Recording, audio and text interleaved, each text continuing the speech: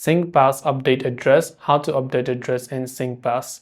Hey everybody, welcome to the channel. In this video, I'm going to guide you on how you can update your address in Singpass. So without any further delay, let's get started with today's video. If you want to update your address in Singpass, so first you open your browser and type in update address in Singpass and you'll find the first link from ICA government website. It says change of residential address on identity card.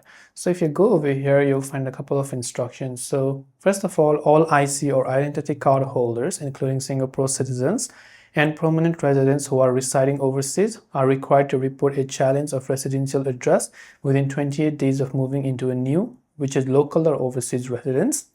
And Singapore citizen and permanent resident children who have not been issued ICs do not need to update their address.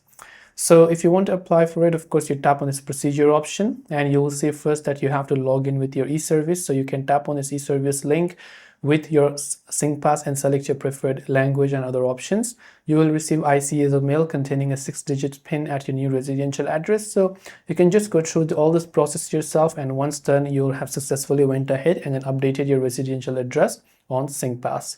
So that's all for this video. If you have any questions, feel free to leave them down. Thanks for watching and see you soon in the next video.